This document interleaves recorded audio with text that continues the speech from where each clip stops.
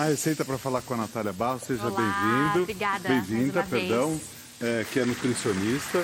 E a gente vai falar dos alimentos. Isso é interessante, né? Porque não só para os adolescentes, mas muita gente, as pessoas têm acne ou têm a pele oleosa a vida inteira.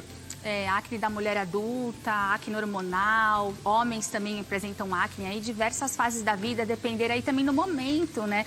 Sabemos que a acne é inflamatória, então está muito associada também ao estilo de vida que nós levamos, né? Na adolescência, muitas vezes, isso eu estou falando bastante tempo atrás, quando a gente era criança, os nossos pais falavam, isso daqui se você comer demais, tal, vai dar muita espinha, acne e tal. Isso é verdade, então?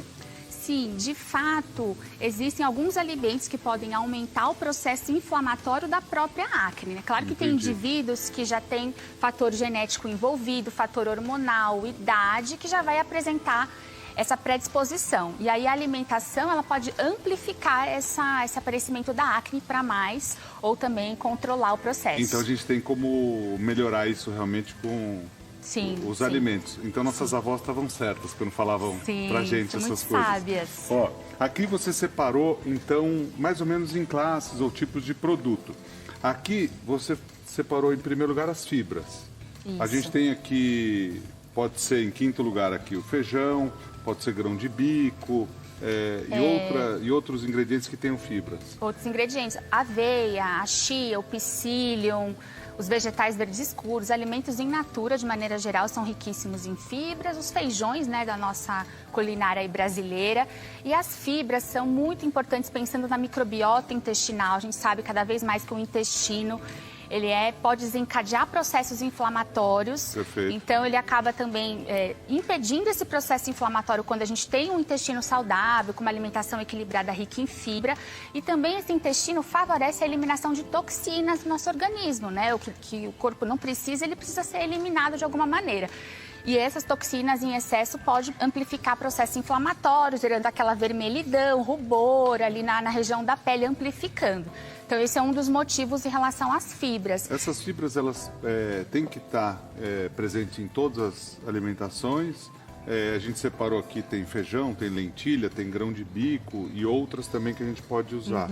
Preferencialmente, sim. Até porque, já fazendo o link, quando você coloca fibra em todas as suas refeições, você reduz a velocidade com que o açúcar chegue lá no sangue. E isso reduz a inflamação, reduz aquele hormônio que a gente conhece, a insulina, que amplifica aqueles processos inflamatórios da acne. Então, colocando fibras, você retarda o esvaziamento gástrico. Quando você fala desse processo inflamatório, são várias coisas que não só a acne ou a pele oleosa, é no geral também. Geral. Então, e não existe contraindicação para quem tem para comer fibra, pelo contrário. Pelo contrário. Sempre lembrando da água, né? Que o excesso de fibra sem água, você vai trazer mais essa dificuldade ali para sua eliminação. Constipação. Mas isso que você comentou é bem importante, porque o estresse também, né? A falta de sono, a falta de atividade física, tudo isso pode amplificar a inflamação, né? Não é só alimentação isolada. Aqui, você separou em quarto lugar aqui os vegetais e as frutas coloridas.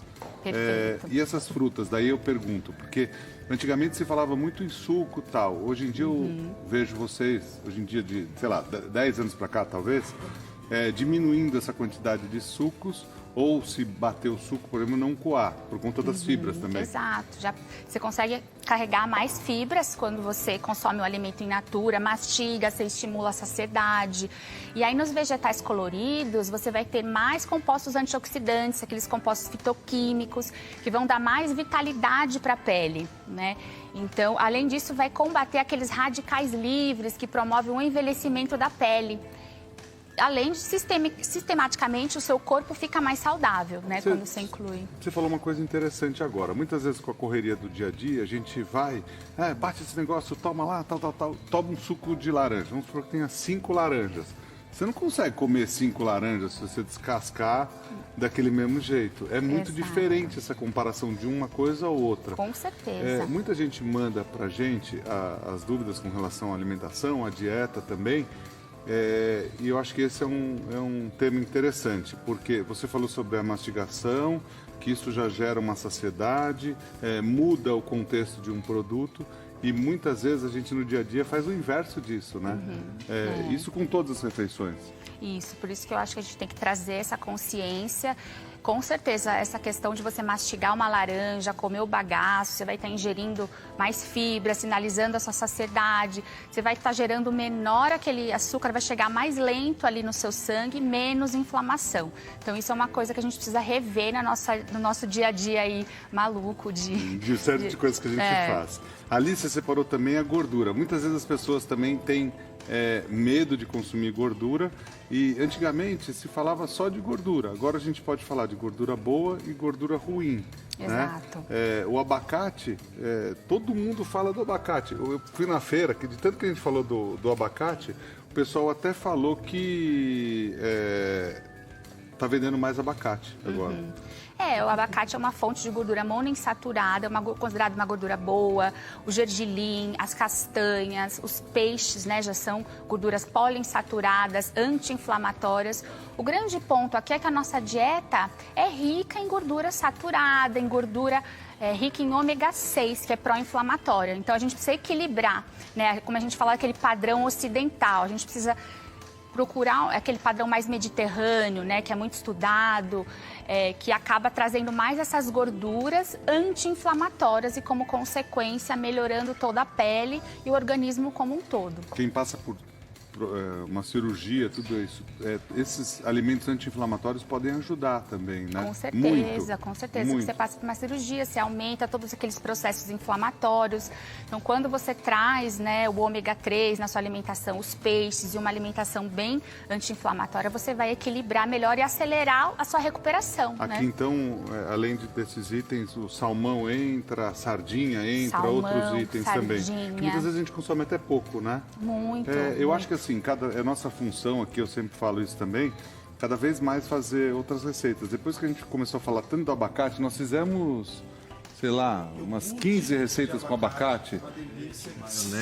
Maionese de abacate a gente fez. Aliás, uma dúvida, quando você fala que é anti-inflamatório e tem todos esses benefícios, dá vontade da gente se jogar no abacate e comer um monte. Tem uma quantidade exata que a gente pode comer? Se jogar no abacate? Porque dá a impressão que a... É a convivência com o Lucas. Você tá convivendo muito com o Lucas? Não, ainda porque bem dá a impressão que faz bem, então a gente consumiria bastante. Mas a gente pode comer à vontade ou tem uma quantidade certa? É uma ótima pergunta. Ele é analista de pergunta agora do outro. É verdade, mas uma excelente pergunta, né? As pessoas confundem, ainda mais que é uma gordura, né? Então, caloricamente, se você consome muito abacate, muita gordura ao longo do dia, você pode até ganhar peso, isso passa do limite que a gente precisa.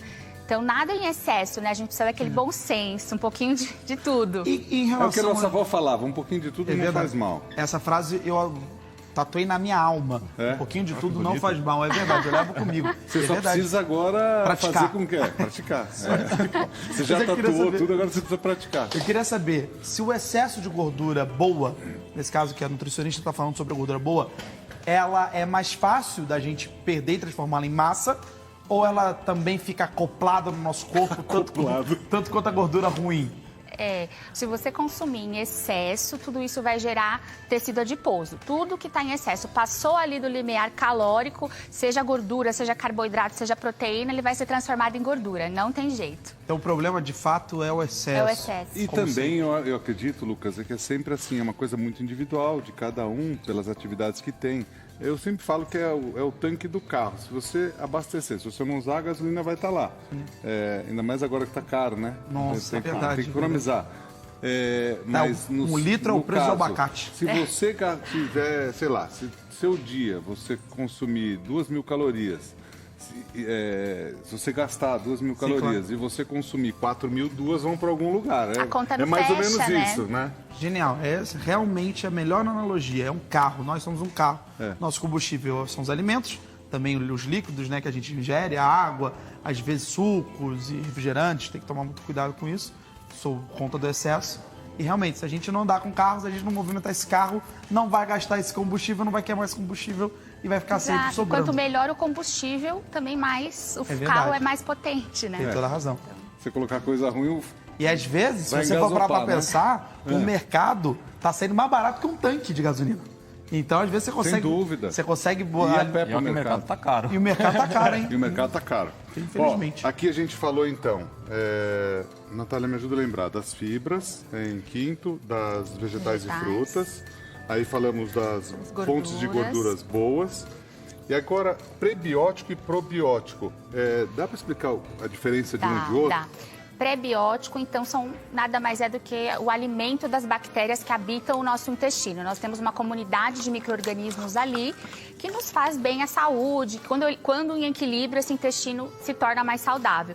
E aí, as fibras, então, aqui a aveia, por exemplo, a chia, os alimentos in natura também vão ter uma quantidade de fibra, que a gente já comentou também sobre os feijões, leguminosas, vão ajudar essas bactérias a se tornarem sempre saudáveis e esse intestino como consequência. Já os probióticos já são as bactérias viáveis que a gente encontra em alguns alimentos fermentados, alguns legumes fermentados, o kefir, né, o próprio kombucha também, uma bebida fermentada hoje bem comum que a gente encontra. E aí você ingerindo esses alimentos, facilmente essas bactérias atingem o intestino, povoando esse intestino, tornando ele mais saudável, minimizando aqueles processos inflamatórios. Aspargos, cebola e chicória. Quando eu falo de aspargos, eu lembro do meu médico, que ele sempre fala para mim, doutor Eduardo, fala o seguinte, que aspargos é sensacional. Ele fala, na dúvida, aspargos, Edu. Sim, aspargos é é ótimo. muito bom. E não faz parte muito da nossa cultura comer, né? Não, os aspargos, além de conter prebióticos, contém também polifenóis, compostos bioativos que ajudam também naquela parede intestinal, naquela integridade, minimizando, então, todos esses processos inflamatórios. Agora, se a gente separar como um ingrediente ou um item super importante na nossa vida, até para os outros, como você estava dando explicação, seja das fibras, das frutas, é a água também. A água, com certeza. Aí você separou a água aqui em primeiro lugar. A água, nosso corpo, né? 70% do nosso corpo é composto de água. E para tudo isso que a gente falou, todos esses nutrientes chegarem às nossas células, a gente também precisa da água, né? Para o intestino estar funcionando, a gente precisa de um consumo adequado de água. Muitas vezes a gente esquece. Então, eu trouxe aí como para fechar. E é sempre bom lembrar, toda vez que a gente comenta sobre isso, para quem tem retenção líquida, tudo isso. Muitas vezes as pessoas em casa têm um mau costume de ter essa retenção e falar, não vou beber água, porque senão eu vou ter essa água toda. E é o inverso disso. Com certeza. Sempre que eu tenho essa oportunidade, é importante falar isso também, não é? Você estimula o funcionamento dos seus rins e também você vai ajudar naquela eliminação das toxinas, que da mesma forma que o intestino também favorece a eliminação, a via renal também é uma forma de eliminar aquelas toxinas que podem inflamar e exacerbar a acne ou a pele oleosa. Essa é a Natália Barros, que é nutricionista. O Instagram da Natália, vou pedir pro pessoal colocar, @NatáliaBarros com 2 R's, .nutri. Natália, obrigado pela sua presença Obrigada sempre aqui. mais uma vez, obrigado viu? pelo carinho do seu conhecimento Realmente. com todo mundo Obrigada. em casa. E é sempre importante a gente se informar, que a gente nunca quer pregar nada, que não pode isso, não pode aquilo, mas sim, que você coma com consciência, seja qual for o prato, você saiba. E antigamente a gente pouco usava isso, né, a nosso favor. Se falava muito só de caloria. E não Exato. falava do que era composto essa caloria, né? E o mais Obrigado, viu? Obrigada, Muito obrigado. viu? Volte sempre. Obrigada, tá? viu? Muito obrigado.